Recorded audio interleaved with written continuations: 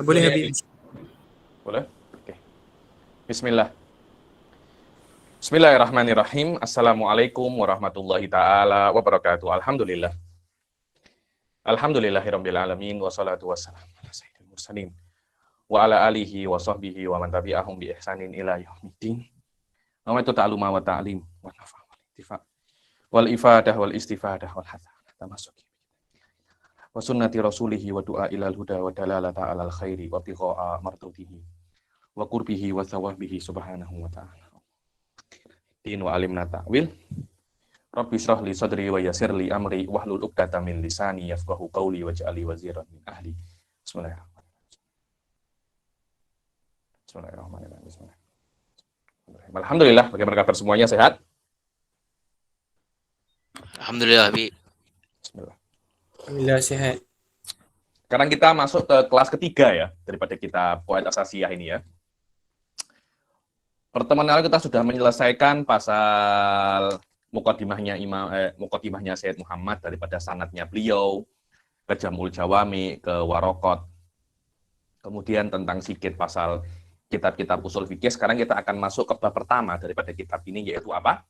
Babu usulil fikih. Babu usul fikih. Biasa di dalam di dalam semua ilmu itu, sebelum kita itu membahas tentang permasalahan yang ada di ilmu tersebut, kita mesti tahu sebenarnya ilmu ini sembang tentang apa, cakap pasal apa, tentang apa kitab ini sebenarnya. Inilah pasal usul fikih itu apa, yaitu ilmu usul fikih itu definisinya apa. Anda di kitab apapun, awal-awal ilmu kalam, definisi ilmu kalam. Awal-awal kitab fikih, definisi ilmu fikih. Ya secara umum, kita masuk dalam usul fikih, ya Sayyid Muhammad akan cakap pasal definisi apa? Usul fikih. Apa sih usul fikih itu? Babu usulil fikih. I'lam anna lafdha usulil fikhi huwa laqabun li hadzal fannil makhsus al mudawwan. Dibilang ketahuilah bahwasanya lafz usul fikih ada dua kan, ada usul, ada fikih. Itu adalah laqab. Apa itu laqab? Laqab itu macam gelar atau nama untuk ilmu-ilmu ini. Jadi ilmu itu macam mana ya? Jadi para student, yang namanya ilmu yang khas itu adalah kumpulan daripada masalah-masalah yang mempunyai satu ujung, satu finish, satu tujuan yang sama. Nah, setiap ilmu yang mempunyai tujuan yang sama, membahas satu perkara yang sama, dikumpulkan menjadi satu, akhirnya menjadi satu fan. Nah, anta cakap ilmu fikih akan membahas tentang af'al mukallafin. Setiap perkara-perkara yang berkaitan tentang perbuatan mukallaf namanya ilmu fikih. Lah, ilmu usul fikih itu adalah nama usul fikih adalah sebuah gelar nama untuk kumpulan daripada ilmu-ilmu tertentu. Wa huwa lafdun murakkabun tarkiban idhofiyan min juz'ain. Dibilang lafaz usul fikih itu murakkab. Makna murakkab itu bukan mufrad. Murakkab di sini apa ya, kok cakapnya di dalam ilmu mantik itu mayadullu juz'uhu ala juz'i maknanya lafaz yang sebagiannya itu menunjukkan kepada sebagian maknanya. Wa huwa lafdun murakkabun tarkiban idhofiyan. Tarkib ada beberapa ya, ada namanya tarkib idhofi, ada namanya tarkib khobari, ada namanya tarkib takidi. Tapi di dalam usul fikih murakkabnya itu tarkib idhofi. Apa itu makna tarkib idhofi? Makna daripada tarkib idhofi, murakkabnya itu terdiri daripada mudhof wa mudhof ilaihi.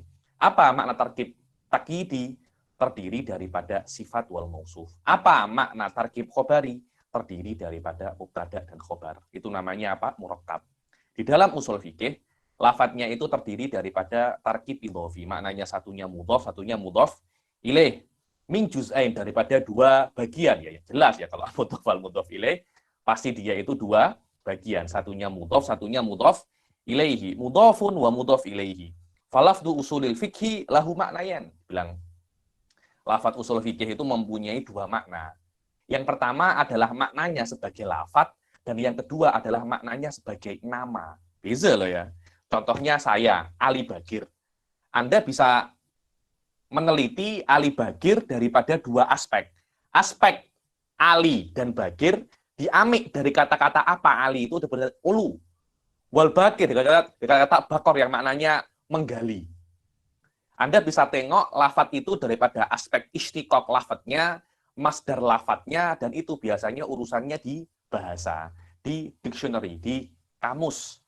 Berbeza kalau Anda tengok Ali Bagir, sebuah lafadz untuk menunjukkan sebuah zat, yaitu saya. Saya ini dengan bentuk semacam ini, dinamai oleh orang tua saya dengan apa namanya Ali, dengan nama Ali Bagir. Dengan nama Ali Bagir. Begitu pula usul fikih, Anda bisa tengok lafadz usul fikih itu daripada dua aspek.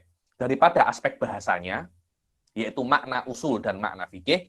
Kemudian daripada aspek namanya. Nama usul fikih itu untuk apa dipakai sekarang? Itu namanya daripada aspek lakopnya dan daripada aspek lafadznya. Ahaduhuma maknahul idhofi. Yang pertama adalah maknanya secara idhofi. Dan ini daripada aspek lafadznya sahaja. Wahuwa ma yufhamu min mufradaihi inda taqyidil awal bi idhofatihi litsani. Dan itu adalah yang difahami daripada dua mufradnya, yaitu usul dan fikih. Ketika Anda takyid, apa takyid itu? Yaitu ketika usul itu dinisbatkan ke benda yang lain. Jadi dia itu bukan usul secara umum, tidak, tapi usul untuk fikih saja. Itu namanya takyid. Namanya apa? Takyid. Contohnya pen.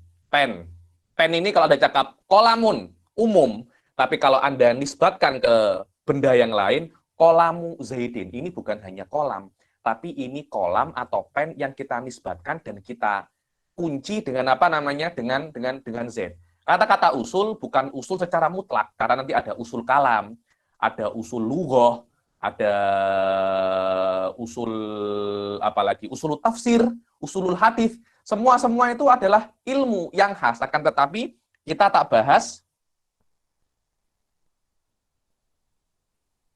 Oke. Tapi apa namanya, kita tak bahas pasal usul lughoh atau usul tafsir, tidak. Kita cakap pasal fan yang khas namanya usul fikih. Itulah yang namanya takyid. Namanya apa? Takyid. Makna takyid adalah Anda tidak membiarkan kalimat usul tanpa adanya sesuatu yang membatasinya. Anda batasi usul ini hanya untuk usul fikih sahaja. Dengan Anda mengidhofahkannya ke kalimat yang kedua, atsani ay al-lafdzu tsani wa huwal fikih. Dan tsanihima, yakni makna yang kedua daripada usul fikih adalah makna hulaqobi. Apa itu makna hulaqobi? Usul fikih itu Anda tidak tengok daripada usulnya atau daripada fikihnya. Anda tengok daripada apa? Lafadz usul fikih itu sebagai nama untuk apa? Karena namanya ilmu yang akan kita baca ini, nanti itu ada bab-babnya, ada sekitar 15 bab atau 20 bab. Lah, 20 bab ini diberi nama semuanya ilmu usul fikih. Macam saya, zat ini, semua itu diberi nama Ali Bagir. Itu adalah makna Ali Bagir secara lakobi, secara gelar. Bukan Anda tengok Ali diamik daripada kata apa, oh Bagir daripada kata apa. Bukan semacam itu. Anda membahas makna Ali Bagir daripada aspek bahasanya. Begitu pula usul fikih tidak dibahas dari aspek bahasanya saja, tapi sebagai usul fikih, sebagai gelar untuk sebuah fan ilmu tertentu yang sekarang kita baca ini. Wa ilmu alladzi ja'ala hadzal murakkabal idhofi alladzi ju'ila hadzal murakkabul idhofi laqaban lahu wa nukila an ma'nahul awwal ilaihi. Maknanya lakobi adalah untuk usul fikih adalah ilmu yang kata-kata usul fikih secara tarkib lugawi itu dinukil daripada makna asal daripada aspek bahasanya ke makna yang kedua. Itu namanya apa? Makna lugawi. Fa'amal juz'ul awal falafdul usul. Adapun bagian yang kan usul fikih. Kata-kata usul saja, apa maknanya? Wa amma tsani falafdul fikih. Adapun yang kedua, lafdul fikih, apa maknanya?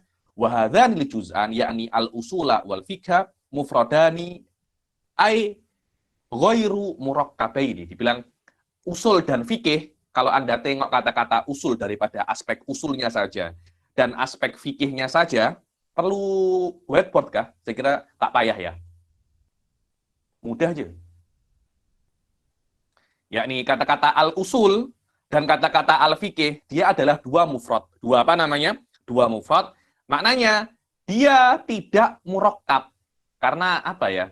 Kata-kata mufrad bisa jadi dia itu lawan daripada jamak. Oh ini mufrad, bukan jamak dan bukan musanna. Kadangkala mufrad maknanya dia itu bukan murakkab, berbeza ya, berbeza. Fal murad bil ifraduna huwa tiddut tarkib, la tiddut tasniyah wal jamak. Makna daripada mufrad adalah lafdul usul dan lafdul fikih, dia itu bukan murakkab, karena murakkab itu mesti ada dua lafaz. Bukan al-asal mufrad, maknanya satu asal. Aslan tidak apa namanya? Dia tidak mufrad karena dua asal. Usul dia tidak mufrad karena ada tiga ataupun lebih, tak semacam itu maknanya.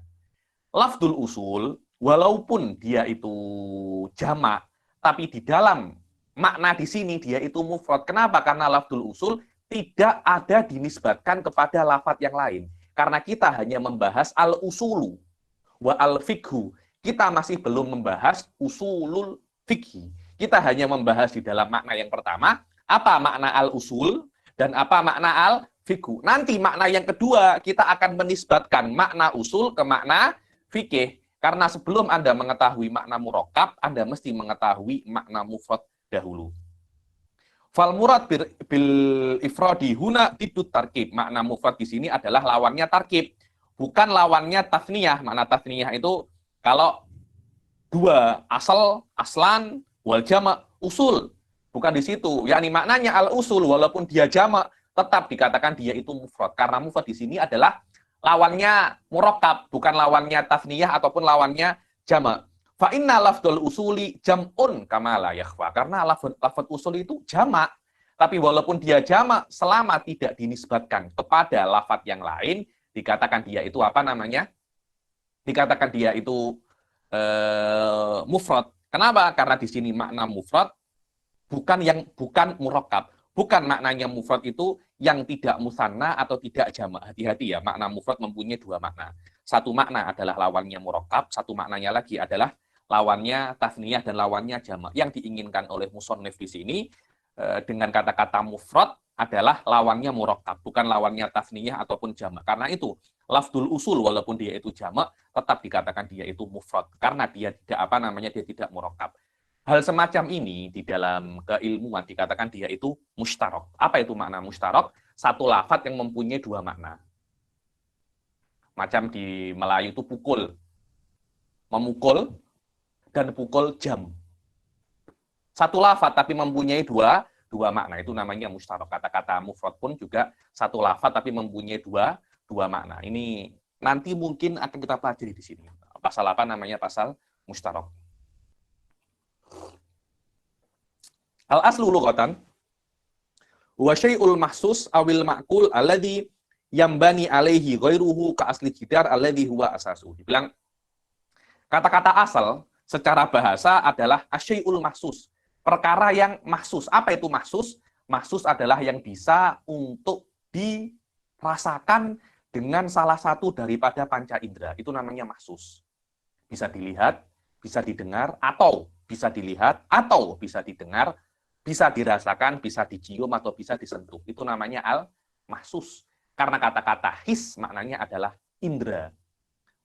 Al-asal, perkara yang bisa diketahui lewat salah satu daripada indera, atau al-ma'kul, atau perkara yang hanya bisa diketahui melewati akal sahaja, juga dikatakan itu adalah asal, selama dia menjadi basic terhadap perkara-perkara yang lain. Kadangkala ada al-aslul ma'kul, kadangkala ada al-aslul mahsus. Selama perkara itu bisa untuk terbina di atasnya perkara-perkara yang lain. Seperti apa? Ka aslil jidar, asas daripada jidar, basic atau apa kalau orang Indonesia cakapnya itu? Pondasi daripada dinding yang mana dia itu adalah asasnya. Kalau Anda nak membangun rumah, ada asasnya. Pondasi rumah perkara yang mahsus. Kenapa? Karena Anda bisa tengok. Lah kalau pondasi ilmu, Tidak bisa Anda tengok karena hanya ada di akal. Maknanya sebelum Anda membaca usul fikih, pondasinya kitab ini. Kitab ini adalah al-asl untuk kitab-kitab yang lain. Apakah ilmu dalam kitab ini mahsus? Tidak. Dia itu hanya apa namanya? Hanya makul saja. Begitu pula banyak sekali kaidah-kaidah kalau Anda baca di mantik, di ilmu kalam, ada beberapa kaidah yang dari kaidah itu terbina banyak sekali masalah. Maka kaidah itu dikatakan asal, dan masalah-masalah lainnya yang terbina di atas kaidah itu namanya al-far'u. Wal far'u huwa syai'ul ladzi yubna ala ghairihi ka furu'i syajarah li usuliha wa furu'il fiqhi li usulihi. Apa itu al-far'? Apa itu cabang? Apa itu cawangan? Dibilang cawangan adalah perkara yang dibina di atas yang lainnya. Seperti furu'i syajarah, cawangan apa itu namanya? Pokok daripada asalnya pokok, yaitu akar. Begitu pula fikih adalah cawangan daripada usul fikih. Karena fikih terbina di atas usul fikih. Kenapa ilmu kalam dikatakan usuluddin? Karena semua ilmu-ilmu selain ilmu kalam terbina di atas ilmu kalam. Karena itu ilmu kalam itu asalnya agama, yang lain-lainnya itu adalah furu. Ilmu fikih dikatakan furu'uddin. Furu'uddin karena ilmu fikih terbina di atas ilmu-ilmu yang lain. Amma biasa bil istilah falafdul asal arba'atu ma'anin. Dibilang sekarang kita hanya membahas asal daripada aspek bahasa saja. Adapun asal daripada aspek istilah, kalau Anda tengok di kitab-kitab yang lain daripada kitab fikih atau kitab ilmu kalam, kitab-kitab yang lain, kata-kata asal juga dipakai dengan makna istilahi. Apa itu makna istilahi? Ya makna yang dipakai oleh fan-fan tertentu. Kadangkala makna asal itu mempunyai 4 makna, satu daripada 4 makna itu. Yang pertama adalah dalil. Ini sering di dalam kitab fikih sering dipakai itu. Ad-dalil, kaqaulihim al-aslu fi hadhil mas'alah al-kitabu wa sunnah ay ad-dalil. Kalau ada fuqaha mengatakan di dalam sebuah masalah, kemudian mereka mengatakan, oh, dalilnya masalah ini kada wa kada. Mereka tak cakap dalil. Tapi apa? Al-aslu. Sering itu di dalam apa namanya? Dalam kitab-kitab, hatta di dalam risalah akademik, di dalam tesis master atau PhD, kita sering pakai itu, yakni al-aslu fi hadhil masalah al-kitabu wa sunnah. Al-kitabu wa sunnah. Apa makna al-aslu di sini? Maknanya ad-dalil. Dalil masalah ini adalah kitab dan sunnah. Wa minhu usulul fikhi adillatuhu. Maknanya kata-kata usulul fikhi juga sama maknanya adalah dalil. Usulul fikhi adillatul fikhi. Adillatul fikhi. Karena kita akan cakap pasal dalil-dalil fikih. Nanti bila-bila saya jelaskan pendapatnya Syekh Said Foda ya. Syekh Said Foda bahwasanya fikih di sini bukan maknanya fikih furu, tapi fikih untuk semua. Karena fikih terbagi menjadi 2 ya, ada fikhul asghar sama fikhul akbar. Fikhul asghar itu yang Anda baca semacam takrib, apa namanya, Abi Suja, Muqaddimah Hadromiyah, Minhaj, itu namanya fikhul asghar. Adapun fikhul akbar itu akidah. Dan Imam Abu Hanifah mengarang kitab beliau tentang akidah namanya Al-Fikhul Akbar. Jadi usulul fikih menurut Syekh Said Foda bukan hanya dalil untuk furuk saja, bukan hanya dalil untuk perkara-perkara yang urusannya dengan amaliyah saja, tidak, kan, tapi juga dalil yang berkaitan tentang akidah juga. Itu pendapatnya Syekh Said Foda. Walaupun saya merasa pendapat itu lebih kuat ya daripada pendapatnya Said Muhammad di sini. Cuma bila-bila akan saya jelaskan, mungkin kitab 2 level yang ke depan akan saya jelaskan kenapa pendapat itu lebih kuat daripada pendapatnya Said Muhammad di sini, bahwasanya fikih di sini bukan maknanya fikih furu', bukan maknanya fikih asghar saja, tapi juga fikhul akbar. Warujhan kaqaulihim arujhan. Mana rujhan? Kalau ada 2 perkara, kemudian salah satunya itu lebih kuat, itu namanya apa? Arujhan, yang lebih kuat. Warujhan kaqaulihim al-aslu fil kalami al-haqiqah ay ar-rajih indas sami. Al-asl fil kalam maknanya Ketika Anda itu mendengar sesuatu, jangan Anda takwil. Maknanya yang Anda pahami pertama kali, yaitu makna yang diinginkan oleh yang cakap. Orang-orang ini banyak ya. Sekarang ini kalau Anda tengok di Facebook, banyak orang itu mentakwil. Ini bukan hanya untuk siapa ya. Dia nak mentakwil ulama, nak mentakwil. Yang berhak ditakwil itu hanya kalam Allah dan kalam Rasul saja. Yang lainnya kita kena ta'amul dengan ini. Maknanya apa? Al-asl fil kalam al-haqiqah, yang paling kuat di dalam makna sebuah perkataan adalah al-haqiqah. Apa itu hakikoh? Hakikoh adalah makna yang asal yang dipakai seperti dalam keadaan sembang, bincang secara normal. Dan Anda tahu dari mana ini hakikoh atau tidak? At-tabadur. Apa makna at-tabadur itu? Yang langsung Anda pahami ketika orang itu cakap. Ketika saya cakap, tolong belikan saya TOS. Ya sudah, TOS. Beli, ya beli. Bukan pinjam atau sewa atau minta. Saya cakap beli, ya beli. TOS ya, TOS. Jangan Anda takwil-takwilkan. Rata-rata perbedaan pendapat di sini yang pelik-pelik di Facebook itu adalah salah di sini. Al-asal fil kalam al-haqiqah. Saya baru 2-3 hari yang lalu berdiskusi dengan orang pasal ini. Maksudnya kita ini kalau dengan ustadz, kita kena takwilkan. Tidak perlu ditakwilkan. Kalau ulama kan ditakwilkan, tidak perlu ditakwilkan. Ulama itu tahu apa yang mereka cakap.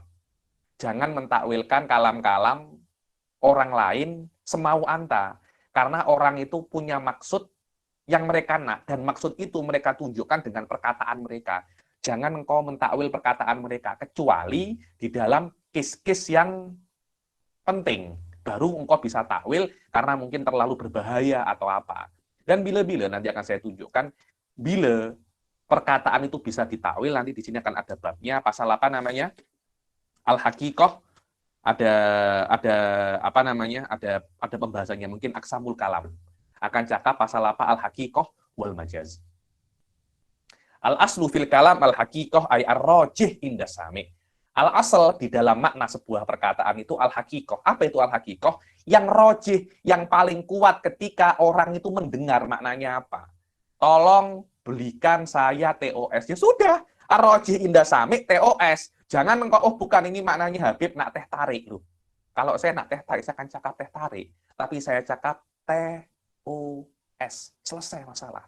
Jangan engkau takwil-takwilkan kalam saya. Itu namanya apa? Ar-rujhan. Karena kadangkala sebagian kalimat mempunyai dua makna. Makna yang kuat dan makna yang lemah.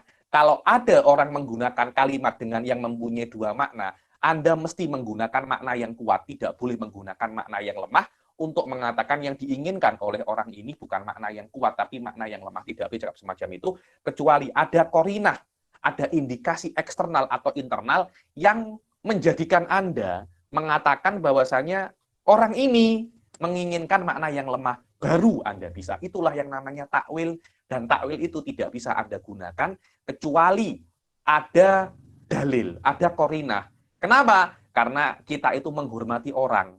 Kalau orang cakap, maknai seperti cakapnya. Itu namanya Anda menghormati orang. Jangan Anda takwil-takwilkan. Kalau Anda takwil-takwilkan, Anda setengahnya tidak menghormati orang tersebut. Karena Anda secara tidak langsung mengira orang ini tak tahu apa yang dia nak. Dia tak boleh mengungkapkan apa yang dia nak. Wallahu a'lam. Wal qaidah al-mustamirrah secara istilah, kadangkala al-asal juga dimaknai al-qaidah al-mustamirrah. Makna al-qaidah al-mustamirrah itu qaidah yang terus dipakai. Al-asal itu namanya qaidah, atau dikatakan sebagai qaidah fiqhiyah. Itu namanya apa? Al-qaidah al-mustamirrah. Nahwu ibahatul maitah lil muttar ala khilafil asal. Dibilang asal qaidahnya secara fikih, bangkai itu haram. Betul apa tidak? Makan bangkai itu haram. Lah, keharaman bangkai itu asal. Itu adalah kaidah fikih yang kena kita pegang, bahwasanya memakan bangkai itu haram. Kalau ada orang terpaksa makan bangkai, contohnya fulan makan bangkai karena dia terpaksa. Kalau dia tidak makan bangkai, dia mati. Dikatakan bolehnya si fulan yang terpaksa makan bangkai itu adalah khilaful asal. Dia adalah exception daripada kaidah yang asal. Karena kaidah asal di dalam bangkai adalah haram. Kalau ada bangkai dihalalkan, pengecualian bagi orang yang terpaksa saja. Tapi tanpa adanya terpaksa, kita kena amik perkara apa namanya?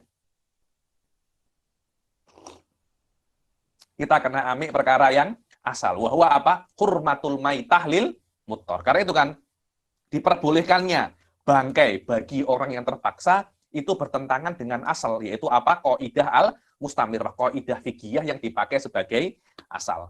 Kemudian makna yang keempat daripada al-asal secara istilah adalah as-surah al-makis alaiha, nanti akan ada di babul kias, karena untuk Anda menganalogi untuk kias, Anda perlu beberapa perkara.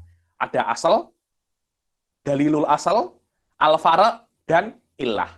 Apa itu asal? Al-asal itu adalah perkara yang Anda kiaskan kepadanya. Contohnya vodka dan arak. Arak ini asal, karena Rasul mengatakan arak ini haram. Tapi Rasul tidak mengatakan vodka itu haram. Vodka ada setelah arak. Para ulama mengkiaskan vodka kepada arak. Maka vodka adalah fara', arak adalah apa namanya? Asal. Adalah apa namanya? Asal. Maknanya asal sekarang mempunyai 4 makna. Yang pertama adalah dalil, yang kedua adalah rujahan, maknanya perkara yang paling kuat. Yang ketiga adalah qaidah yang mustamirah, yaitu qaidah fikih yang dipakai sebagai basic di dalam hukum-hukum tertentu. Kemudian surah al-makis alaiha yang akan kita baca di dalam babul qiyas. Adapun fikih secara bahasa maknanya al-fahm. Maknanya apa? Al-fahm. Ada yang mengatakan ada perbedaan antara fakiha wa fakuha. Apa itu Ustaz? Fakiha al-fahm. Maknanya fakih tu syai'an ay fahimtuhu. Aku memahaminya.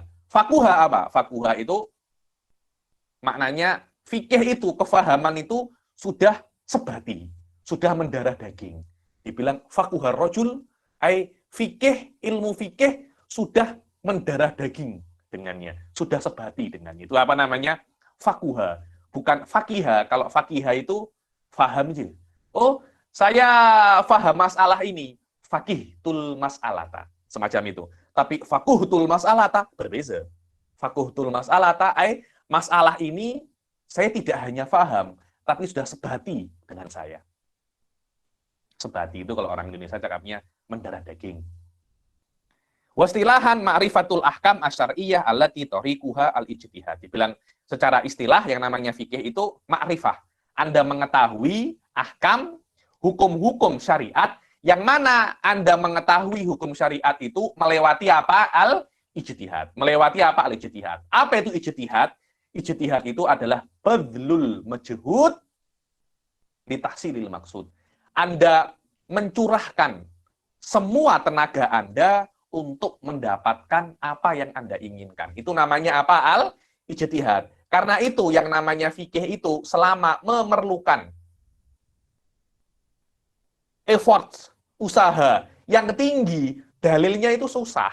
Dalilnya itu susah. Antum belum pernah ya belajar kitab-kitab usul fikih yang level-level tinggi macam dulu itu. Saya pernah membahas di tesis saya master itu tentang qiyasus syabah. Tentang apa namanya qiyasus syabah? Macam kias yang paling susah. Anda akan tengok bahwasanya bagaimana levelnya para ulama ketika mereka itu berijtihad dengan masalah. Ketika ada satu masalah, semua ilmu mereka tumpahkan sekaligus di dalam satu masalah itu, kemudian mereka apa namanya ta'amul, mereka deal dengan masalah itu dengan semua ilmu yang mereka punya.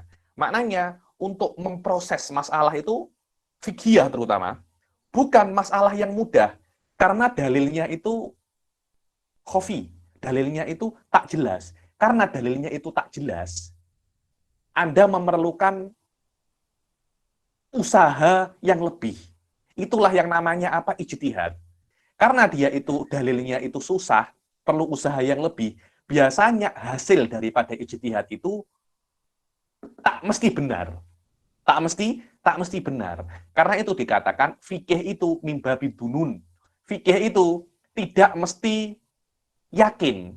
Kenapa? Karena dalilnya susah. Sebab itu fikih dhon, kira saja. Jadi pendapat saya ini benar, tapi ada dan pendapat yang lain itu salah, tapi ada potensi kecil. Saya salah, mereka benar. Ada potensi semacam itu, tapi itu tak besar menurut dia. Sebab itulah ada 4 madhab. Ada 4 madhab, dan 4 madhab ini mempunyai hukum yang berbeda-beda di dalam satu masalah. Setiap dari mereka mengatakan bahwasanya aku yang paling benar daripada ketiga kawanku ini. Yang lainnya juga sama semacam itu. Akan tetapi syariat mengatakan selama kamu sudah melakukan apa yang kamu bisa untuk mencari hukum dengan cara ijtihad, hasil yang kamu capai itu semua benar. Semua apa namanya benar? Karena tolak ukurnya adalah kalian menggunakan cara ijtihad yang benar. Curahkan semua kemampuanmu untuk mendapatkan hukum. Itulah yang namanya apa? Ijtihad. Sebab itulah di dalam fikih, selama dalilnya itu susah dan perlu effort yang banyak, hasilnya itu dunun. Hasilnya itu tidak jelas, tidak yakin. Selama hasilnya itu yakin dan dalilnya jelas, bukan fikih. Keluar daripada fikih, al-ahkamul akliyah. Hukum akli. Seperti apa? Kal ilmi. Bi annal wahida nisful isnen. Seperti ilmu, bahwasanya satu itu setengah daripada dua. Apakah perlu effort yang banyak itu? Untuk mengetahui 1 tambah 1 sama dengan 2. 1 setengah daripada 2. Anda perlu ambil PhD? Tidak perlu. Anda perlu Viva? Tidak perlu. Anda perlu ambil degree? Tidak perlu. Tak ya sekolah pun Anda akan tahu 1 tambah 1 sama dengan 2. Karena itu hukum ini yakin. Dalilnya jelas. Diambil daripada badiha. Asal daripada pikiran Anda, semuanya akan terbina ke perkara-perkara jelas, semacam 1 tambah 1 sama dengan 2. Fikih tak semacam itu. Fikih itu dalilnya susah, dalilnya itu khofi, contohnya seperti saddu dzara'i, al-umum wal khusus, mujmal wal mubayyan, al-qiyas, dengan semua macamnya. Semua itu untuk memahaminya saja susah, apalagi untuk praktikal di dalamnya. Lebih susah lagi. Selama dia itu susah, hasilnya itu tak jelas. Selama hasilnya tak jelas, potensi salah itu ada. Tapi di dalam ahkamul akliyah tidak ada potensi salah. Karena itu kalau ada orang salah dalam hukum akliyah, dia kafir. Kenapa? Anda tak serius. Kok bisa Anda salah di dalam Allah itu ada atau tidak? Anda tak serius Anda. Anda tak serius. Apa itu? Oh, minta izin dulu. Saya kira nak tanya. Bismillah. Kalau sampai Anda salah di dalam, oh, Nabi Muhammad adalah Rasulullah, Anda tak serius itu. Tidak mungkin ada orang berpikir menggunakan akalnya, kemudian sampai di dalam hasil, Allah tak ada. Nabi Muhammad bukan Nabi. Tak mungkin semacam itu. Kalau ada orang semacam itu, buat semacam itu, dan klaim, saya sudah berijtihad, dan saya mengira Tuhan itu tak ada. Anda tak serius. Karena keberadaan Tuhan, Nabi Muhammad adalah Nabi, itu dalilnya sangat jelas. Dan itu tidak masuk fikih. Fikih dalilnya susah. Karena itu ada khilaf.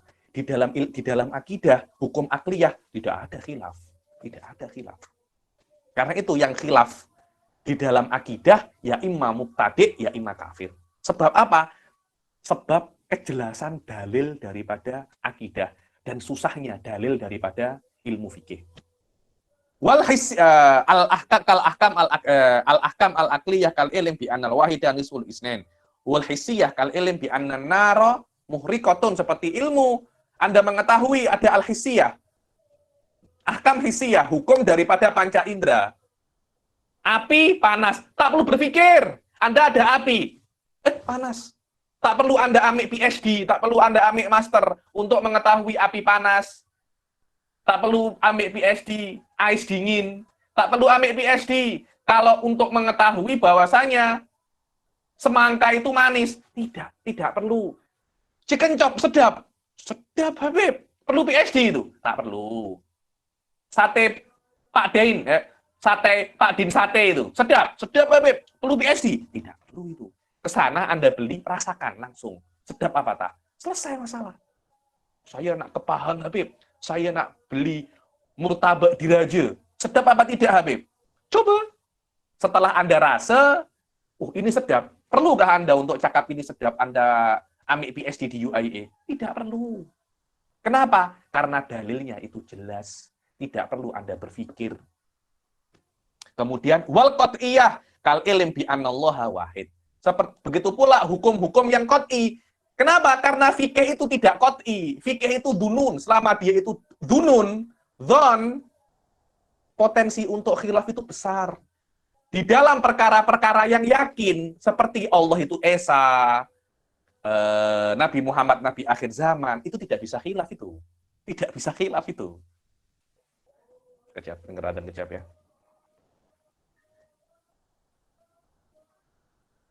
Allah.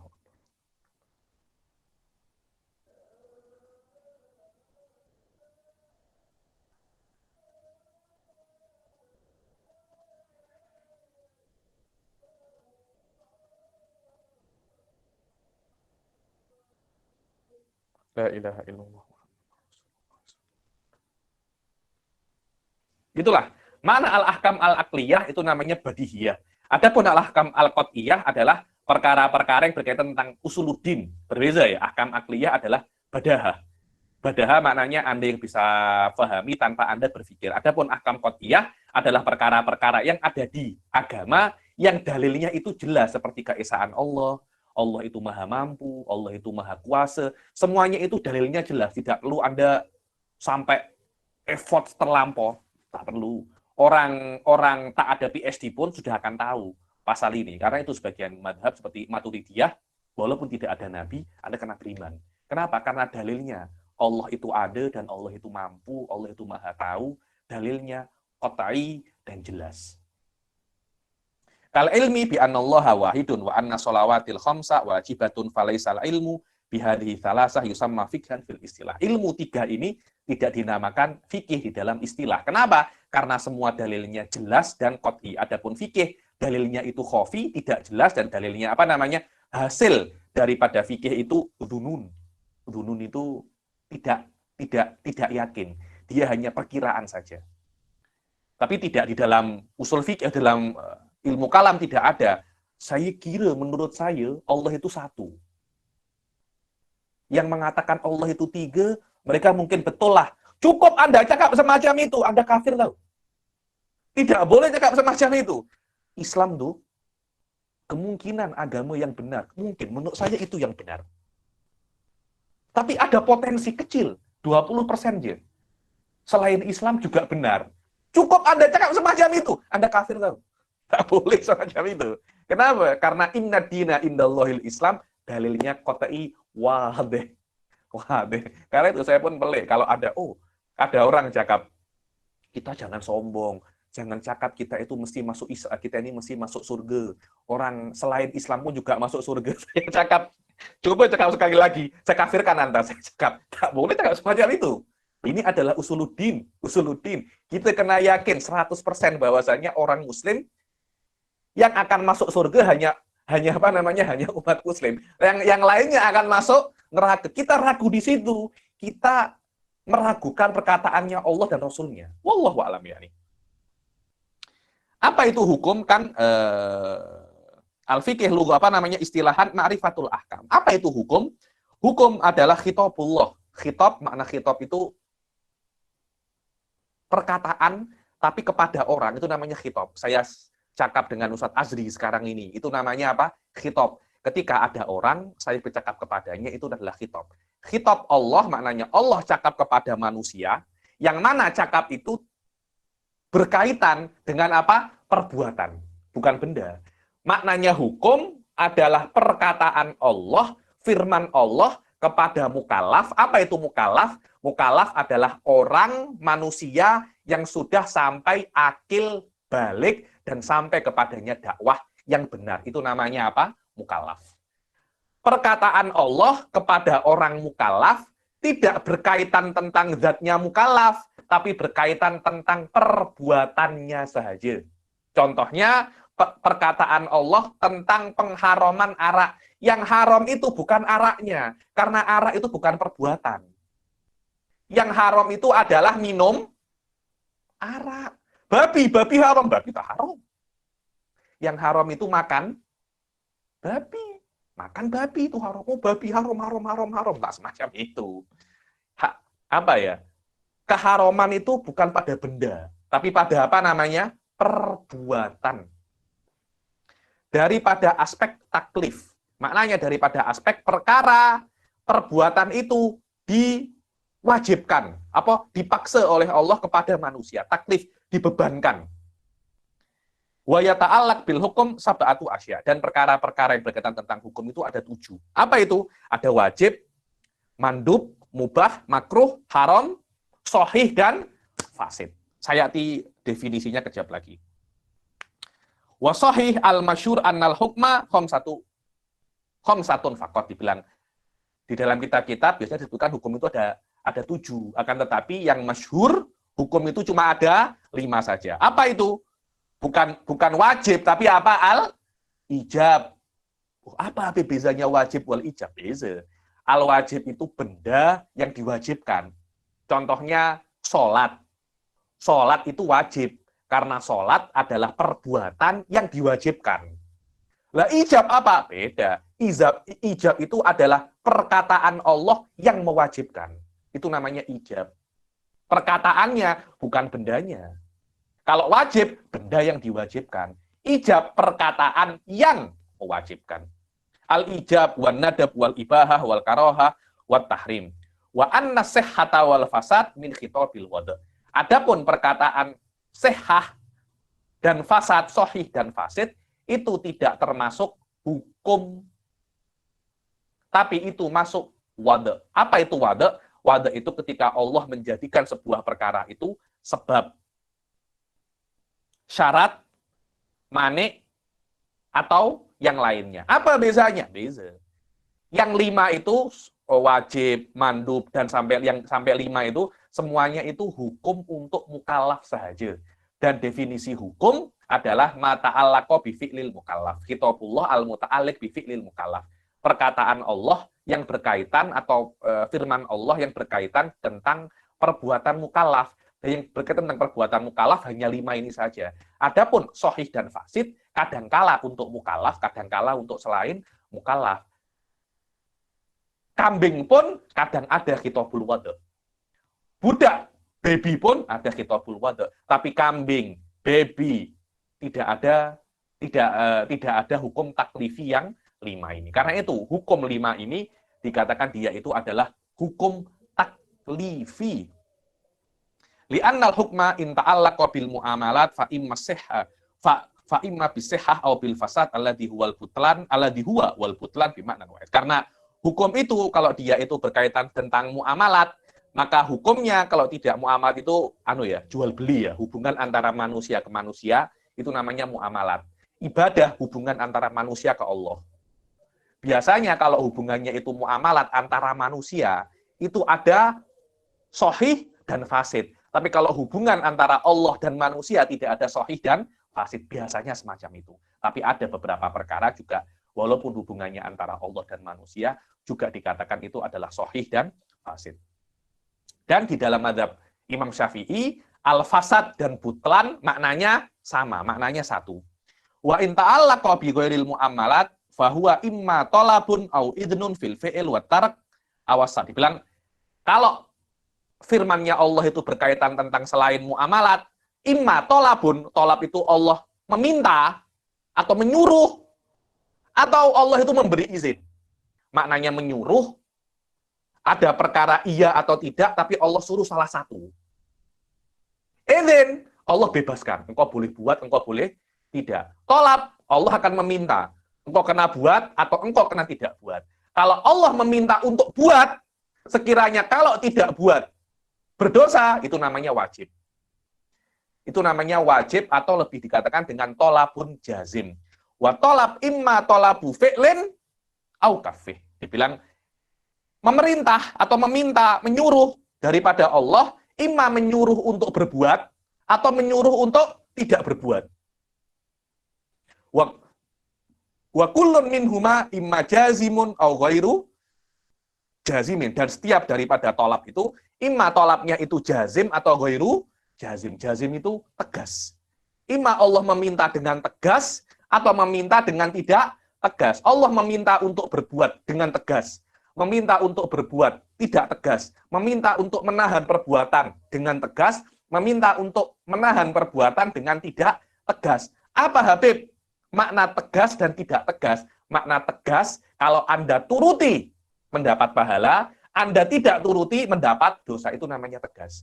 Kalau tidak tegas, kalau Anda lawan, tidak mendapat dosa. Anda turuti, Anda mendapat pahala. Fatolabul fi'lil jazim al-ijabu.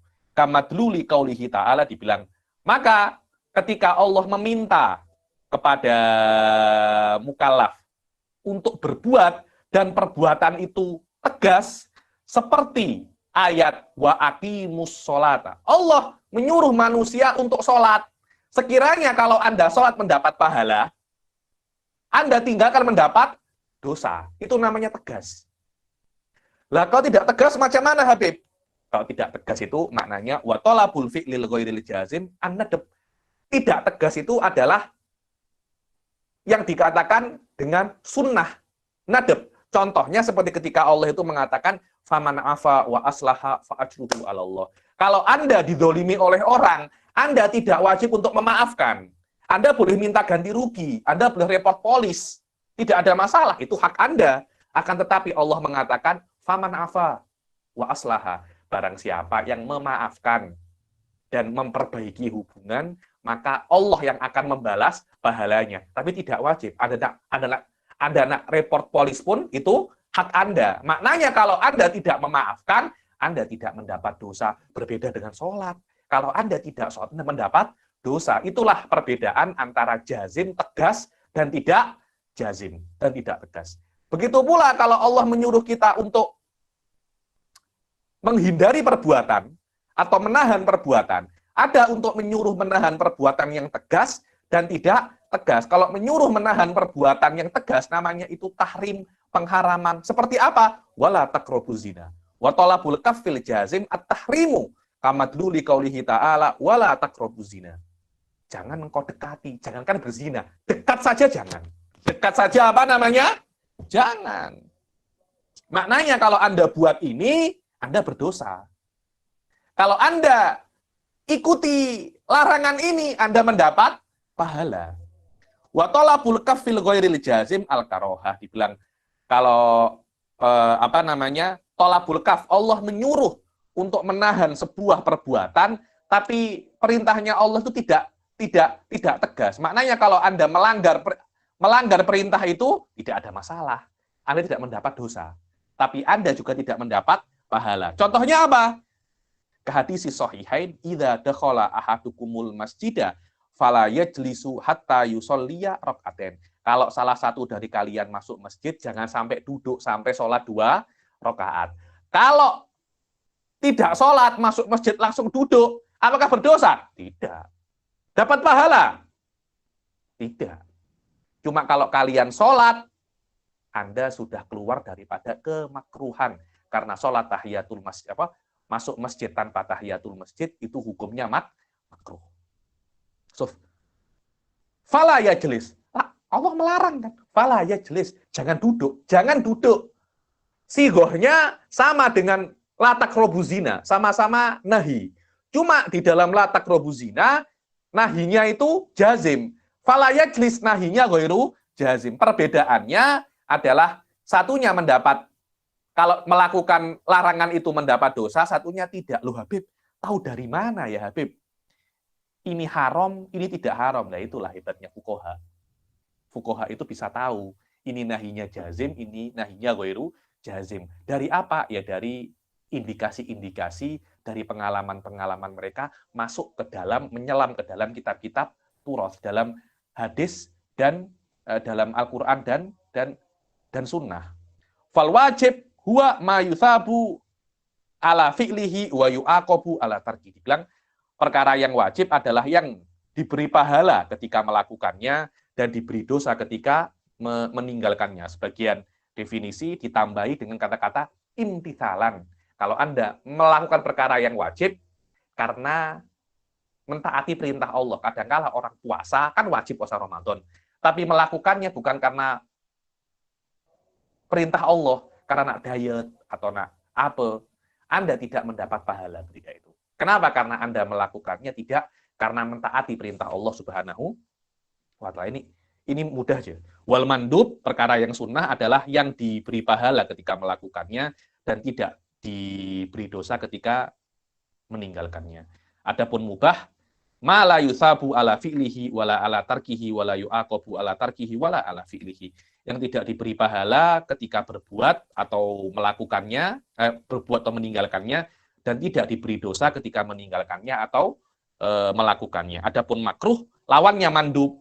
Apa itu? Aksuhu, ya, ini lawannya atau kebalikannya. Kebalikannya yang lebih tepat. Wa huwa ma yusabu ala tarkihi imtithalan wala yu'aqabu ala fi'lihi. Yang diberi pahala ketika meninggalkannya imtithalan. Imtithalan. Apa makna imtithalan? Anda meninggalkannya karena mentaati perintah Allah, bukan karena Anda malu kepada orang atau Anda nak riya, tidak. Semua ibadah hanya mendapat pahala kalau Anda lakukan karena imtithalan. Di kitab-kitab yang lain dikatakan ihtisaban, sama. Imtithalan mentaati perintah Allah, ihtisaban mengharap pahala. Tapi biasanya imtithalan lebih tinggi derajatnya daripada ihtisaban. Karena mentaati perintah Allah belum tentu Anda mengharap pahala.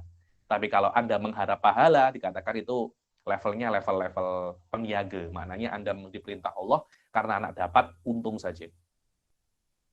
Wala yu'aqabu ala fi'lihi, dan tidak di apa namanya? Tidak di yu'aqab, disiksa. Yu'aqab itu disiksa atau dibalas, diberi dosa kalau Anda itu buat. Adapun haram, kebalikannya wajib. Apa itu? Yang diberi pahala ketika meninggalkannya, maaf, ma yusabu ala tarkihi imtithalan wa yu'aqabu ala fi'lihi. Ketika Anda meninggalkannya diberi pahala, dan ketika Anda melakukannya diberi dosa. Wa hadhil ahkamul khamsah yal musammah bil ahkam at-taklifiyah. 5 hukum ini wajib, mandub, mubah, makruh, dan haram. 5 hukum ini dikenal di dalam fan usul fikih dengan nama ahkam taklifiyah. Kenapa? Li'annaha muta'alliqatun bi fi'lil mukallaf min haitsu taklifuhu ay ilzamuhu ma fihi kulfah. Karena 5 perkara ini berkaitan dengan perbuatan mukallaf, daripada aspek 5 perkara ini dibebankan kepada mukallaf. Ay apa? Ilzamuhu. Ilzam maknanya dibebankan atau diwajibkan. Di dalam perkara-perkara itu ada kulfah, ada berat. Sholat berat, puasa berat, tapi perkara-perkara ini dibebankan kepada apa namanya? Mukallaf. Kenapa? Karena itu adalah maksud daripada kita di dunia, untuk disuruh oleh Allah beribadah. Dan perkara-perkara itu namanya apa? Perkara taklif. Min haitsu taklifuhu ay ilzamuhu ma fihi kulfatun ay masyaqqatun min fi'lin aw tarkin, yakni meninggalkan zina susah, meninggalkan mencuri susah, meninggalkan arak susah, tapi itu adalah perintah daripada Allah. Engkau kena lakukan. Kalau Anda buat mendapat dosa, Anda tinggalkan mendapat pahala. Sholat sunnah susah, tapi kalau Anda buat, Anda mendapat pahala. Sholat 5 waktu susah, puasa susah, tapi kalau Anda buat, Anda mendapat pahala. Itulah namanya ahkam taklifiyah. Karena di dalam hukum-hukum ini ada semacam keberatan di dalam mukallaf. Kenapa kok Allah memberatkan mukallaf? Ya tanya Allah, jangan tanya saya. Itu namanya hikmah daripada Allah Subhanahu wa Ta'ala. Kok saya Mu'tazilah, saya boleh jawab. Saya bukan Mu'tazilah, Pak. Saya bukan Mu'tazilah. Yakni menurut ahli sunnah bahwasanya taklif ini Allah menyuruh manusia untuk sholat, walaupun tidak ada faedahnya bagi Allah. Kenapa Allah menyuruhnya? Itu murni hak Allah. Sebagai Tuhan. Sebagai Tuhan, Allah boleh buat apa yang Allah nak. La yus'alu amma yaf'al wa hum yus'alun. Berbeza dengan Mu'tazilah yang mengatakan bahwasanya Allah itu menyuruh manusia untuk sholat karena Allah nak beri sesuatu yang besar. untuk memberi itu Allah menyuruh kita perkara yang mudah. Karena itu Allah itu maha pemurah. Karena Allah menyuruh kita perkara yang mudah, tapi memberi ganti yang sangat, gaji yang sangat besar. Itu adalah pendapatnya Mu'tazilah. Anda boleh tengok di daurah saya di di Jawharatul Tauhid. Min fi'lin au tarkin. Was sahih, adapun sahih, huwa al-fi'lul ladzi yuwafiqu ma jaa'a bihi syarat.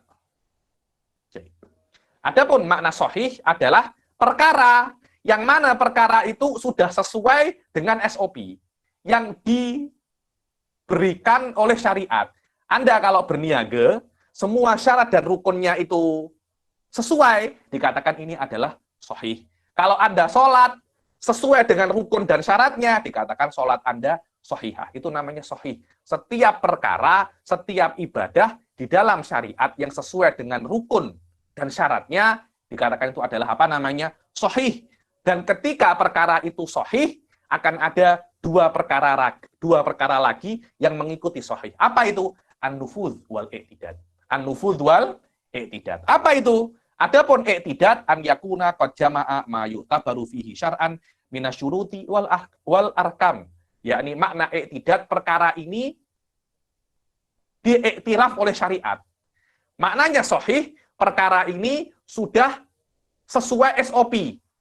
I'tidad, perkara ini dianggap benar, dianggap sesuai oleh syariat. Itu namanya apa? Al-i'tidad. Wan nufudz apa? An-nufudz al-bulugh ilal maksud. Apa itu al-bulugh ilal maksud? Ketika perkara itu Anda lakukan sesuai dengan SOP dan dianggap benar oleh syariat, maka Anda akan mendapatkan apa yang Anda maksud dan apa yang Anda inginkan daripada perkara itu. Contohnya jual beli. Saya nak beli MP3 ini. Saya mempunyai uang 500 ringgit, saya nak beli MP3. Maksud saya 500 ringgit itu untuk agar MP3 ini berpindah kepemilikan daripada Azri ke saya. Itu namanya al-bulugh ilal maksud. Ketika saya membeli MP3 ini dan semua syarat dan rukunnya terpenuhi dan diiktiraf oleh syariat jual beli ini sebagai jual beli yang benar, maka efek daripada jual beli ini yaitu perpindahan kepemilikan benda yang saya beli kepada saya ada. Ada. Menikah juga sama. Apa maksud daripada menikah? Nak menjima istri.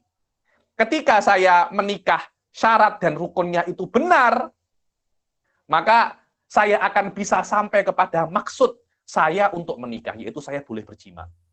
Tidak ada masalah. Apalagi, saya nak menyewa kereta. Kereta bukan milik saya. Saya nak pakai itu 10 hari dengan sewa. Saya bawa uang, ini uangnya, saya nak sewa kereta. Ketika sewa menyewa diiktiraf oleh syariat, semua syaratnya terpenuhi, saya akan boleh tengok efeknya daripada sewa menyewa, saya boleh untuk memakai kereta itu, walaupun bukan milik saya, selama 10 hari. Itu namanya al-bulughu ilal maksud. Dan al-bulugh ilal maksud hanya bisa di dalam muamalat saja. Di dalam ibadah tidak bisa. Karena apa? Maksud daripada Anda sholat. Mendapat ridho Allah kan? Mendapat pahala kan? Anda boleh tahu pahala Anda apa?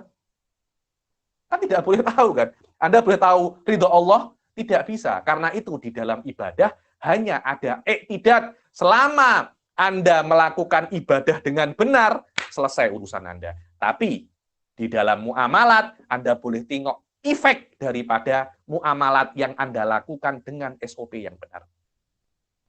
Wan nufud al-bulugh ilal maksud, sampai kepada maksud. Wal ibadah tusofu bihasabil istilahil fikhi bil i'tidadi faqat. Adapun ibadah hanya disifati dengan i'tidad, sesuai dengan SOP saja. Maknanya ketika Anda sholat, rukun dan syaratnya terpenuhi, sholat Anda sah. Apakah ada nufudnya? Yaitu pahala, waridallah wa dukhulil jannah. Tidak ada itu. Itu nanti Anda tengok di mana? Di akhirat. Di dunia, Anda tidak bisa untuk tengok maksud daripada ibadah Anda. Tapi Anda bisa tengok maksud daripada muamalat Anda. Lah kalau di dunia Anda bisa tengok maksud daripada ibadah Anda, ya semua muslim. Neraka sepi. Neraka apa namanya? Sepi. Kasihan malaikat-malaikat di sana. Tak ada kerja nanti. Neraka sepi. Karena kita tidak boleh tengok hasil daripada ibadah kita, ada yang percaya adanya pahala, Ada yang percaya adanya dosa, ada percaya yang adanya surga dan neraka. Hakada dunia, inilah yang namanya ujian kita di dunia. Wal muamalat tusofu bil i'tidadi wan nufud. Adapun muamalat disifati dengan i'tidad dan nufud dua-duanya. Adapun fasid dan maknanya sama dengan batil. Loh, kenapa Habib? Iya, karena Hanafiyah membedakan antara fasid dan batil. Mazhab Syafi'i membedakan antara fasid dan batil di dua bab saja, yaitu di haji dan ijaroh. Yang lainnya sama. Secara umum, makna fasid dan batil itu sama. Menurut mazhab Imam Syafi'i. Berbeda menurut mazhabnya Imam Abu Hanifah. Wahuwa ma khalafa syari'ata wala yata'allaqu bihin nufud wala yu'tadu bihi. Apa itu batil? Batil adalah perkara yang Anda lakukan bertentangan dengan syariat. SOP-nya tak benar. Maksud Anda benar, SOP tak benar. Salah. Kadangkala Anda akan berdosa. Wala yata'allaqu bihin nufud. Dan Anda tidak akan tengok hasilnya. Jual beli yang batil tidak akan menjadikan Anda memiliki mabi' dan tidak akan berpindah harganya. Maknanya, kalau saya jual beli dengan Ustadz Azri, MP3 ini dengan rukun yang salah, maka uangnya tidak berpindah ke Ustadz Azri, MP3-nya tidak berpindah ke saya. Kenapa? Ya karena memang tidak ada nufudnya di dalam ibadah. Ketika jual beli tidak sah, mabi wa saman tidak berpindah kepemilikan. Begitu pula, apalagi di dalam di dalam ibadah, wong sah saja tidak tampak nufudnya, apalagi kalau dia itu batil. Wala yu'tadu bihi. Dan kalau fasid tidak diiktiraf oleh syariat dan tidak dianggap itu perkara yang sah. Kalau di ibadat Anda kena ulangi. Kalau ada orang sholat kemudian rukunnya tidak sempurna, syaratnya tidak sempurna, dia kena ulangi sholatnya. Kenapa? Karena sholatnya tidak diiktiraf dan tidak ada iktidadnya. Begitu pula jual beli kalau tidak sah, Anda kena ulangi ijab kabul daripada awal lagi. Itulah makna nufud wal iktidad. Dan dengan ini setelah sudah kelas hari ini, insya Allah yang akan datang kita akan masuk ke babul ilim. Sekarang silahkan yang nak tanya.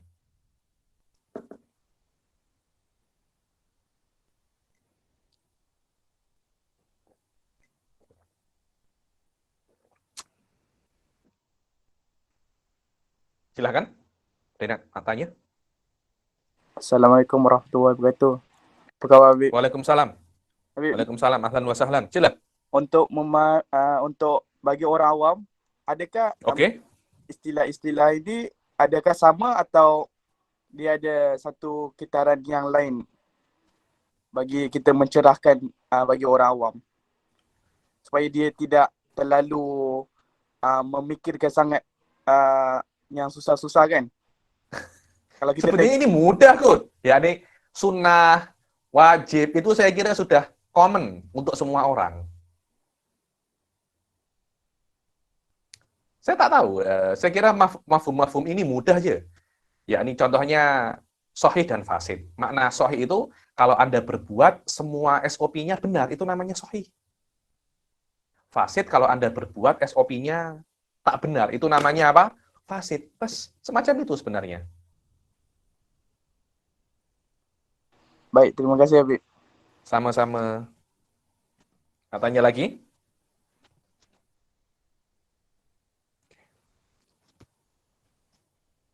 Susah? Assalamualaikum Habib. Waalaikumsalam. Habib, kalau sahih dengan makbul pun berbeza Habib. Sahih dengan? Makbul. Macam bila orang cakap kan, solat sah, atau ni kata solat diterima Allah. Itu kan beza kan? Sama aja sebenarnya. Maknanya diterima Allah itu maknanya syaratnya juga terpenuhi juga. Karena diterima atau tidak diterima, itu hanya Allah yang tahu. Yang kita tahu, apakah sholat ini semua syaratnya terpenuhi atau tidak. Orang-orang biasanya kalau terpenuhi syaratnya, cakap ada sholat makbulah. Padahal belum tentu. Belum tentu. Cuma apa ya, orang-orang tua-tua kita, tuk guru kan, makbul. Makbul maknanya sholat ini sah, engkau tak perlu ulangi lagi. Apakah memang diterima di sisi Allah? Tak ada yang tahu itu. Tak ada yang tahu. Wallahu alam. Yakni makbul itu kalau secara bahasa diterima di sisi Allah. Itu yang namanya nufuz. Cuma di dalam conversation sehari-hari, makna makbul biasanya dimaknai perkara ini sesuai dengan SOP. Semacam itu. Paham, Wallahu alam. Terima kasih. Paham. Sama-sama. Sila. Habib, ada soalan daripada mesej. Dia tanya, apa pula beza wajib dan wujub? Beza wajib itu perkaranya, contohnya sholat itu wajib. Kenapa sholat wajib? Karena Allah perintahkan kita untuk sholat. Nah, perintah Allah untuk sholat itu namanya wujub. Kewajiban. Wajib adalah perkara yang diperintahkan. Itu perbezaannya. Paham ya?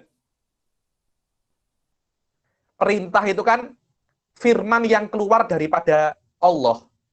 Allah katakan itu namanya ijab. Allah perintahkan itu namanya ijab. Apa yang diperintahkan itu namanya wajib.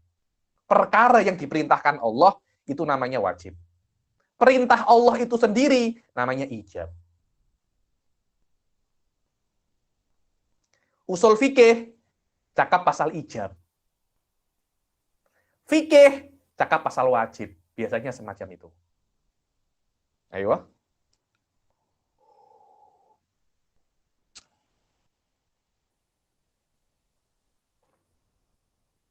Susah hari ini.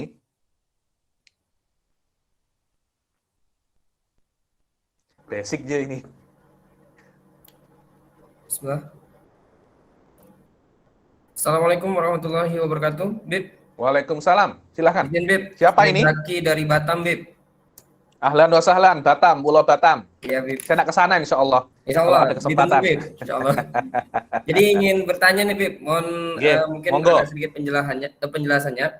Oke. Berkenan tentang mandub, mustahab dengan hay'ah yang sering mungkin kita temukan di dalam fikih ini. Apakah itu hal yang sama atau ada sedikit perbedaannya, Bib? So, biasanya dikatakan istilahnya ya, di dalam kitab-kitab fikih sama maknanya. Tidak ada perbedaan.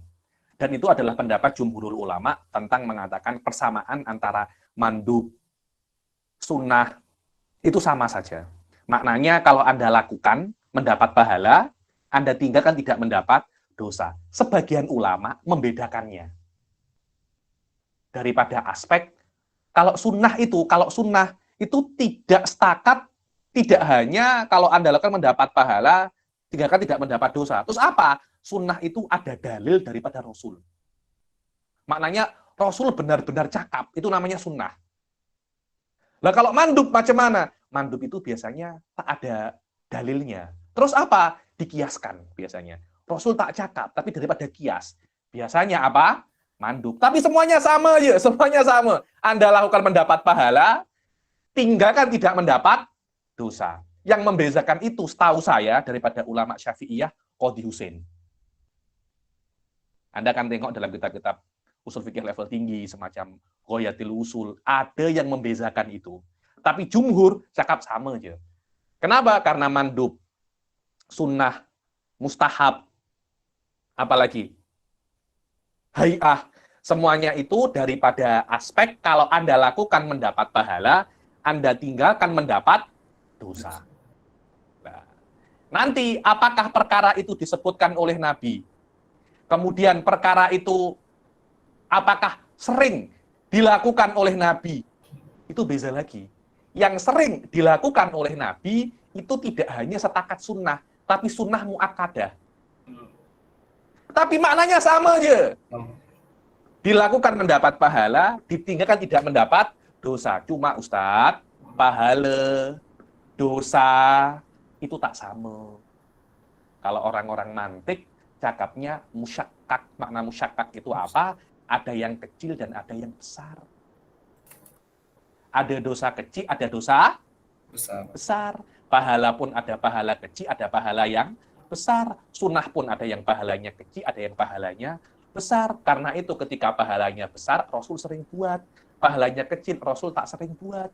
untuk mengajarkan kepada manusia. Kok Rasul tahu semacam itu? Ya Rasul dia punya kenabian kok. Dia punya risalah, dia punya kenabian. Beliau boleh tengok itu, kita tidak boleh tengok karena perbedaan pahala itu. Berbeda nama. Tapi intinya sama. Anda lakukan mendapat pahala besar ataupun kecil, tidak mendapat dosa. Wallahu a'lam, itu yang saya pahami daripada perbedaan itu. Mungkin Anda akan dapat jawabannya di kitab yang lain. Karena ini yang saya pahami daripada saya punya pelajaran selama ini adalah masalah-masalah. Wallahu a'lam. Terima kasih banyak, Bib. Jazakumullah. Sama-sama. Habib, ada lagi soalan daripada mesej. Ya. Pada bab apa batal dan fasid ada perbezaan? Dalam bab haji dan dalam bab ijarah, sewa menyewa. Dua bab itu, setahu saya, dalam fikih. Tapi bukan yang dimaksud di dalam usul fikih. Cuma kata-kata fasid dan batil biasanya maknanya berbeza dalam dua bab ini. Itu saja. Berbeza dengan Hanafiyah ya. Hanafiyah pun membezakan antara batil dan fasid, membezakan antara fardu dan wajib. Itu pendapatnya Hanafiyah. Kita tak payah bahas itu. Itu level-level sedikit tinggi. Ini kita basic saja. Hanafiyah membezakan itu, Syafi'iyah tidak membezakan antara batil dan fasid dan antara fardu dan wajib. Furudul wudu, wajibatul wudu, sama. Wudunya fasid, wudunya batil, sama. Apalagi?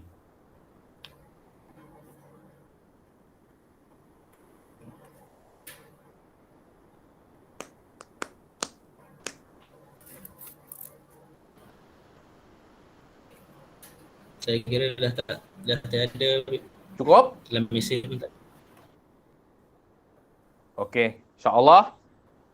Saya Jidan, insyaAllah kita berhenti sampai sini. Kita jumpa lagi di Kamis yang akan datang. Wabillahi taufiq wal hidayah wa ridha wal inayah. Assalamualaikum warahmatullahi taala. Waalaikumsalam warahmatullahi wabarakatuh. Jazakallah khair, Bib. Habib.